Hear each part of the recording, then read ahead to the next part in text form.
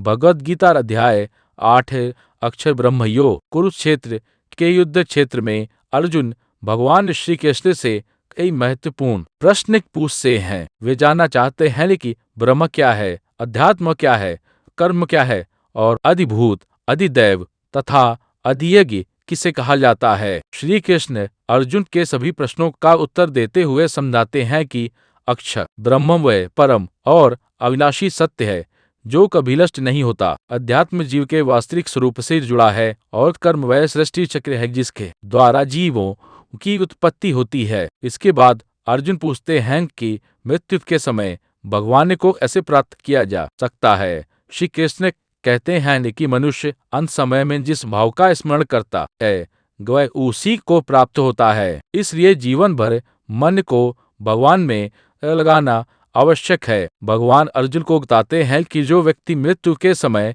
का स्मरण करते हुए अपने मन को एकाग्र करके भगवान का ध्यान करता है वह परम गति को प्राप्त कर सकता है।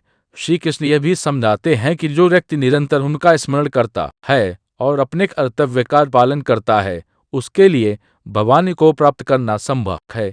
इस अध्याय में श्री कृष्ण ब्रह्मा के दिन और रात, संसार की उत्पत्ति और प्रलय तथा दो अलग अलग मार्गों का भी वर्णन करते हैं। एक मार्ग मनुष्य को पुनर्जन्म के संसार में वापस लाता है जबकि दूसरा मार्ग परम धाम की ओर ले जाता है। अंत में श्री कृष्ण अर्जुन को बताते हैं कि भगवान का निरंतर स्मरण, भक्ति और सही ज्ञान मनुष्य को जन्म मृत्यु के बंधन से मुक्त कर के परम सत्य की ओर ले जाता है।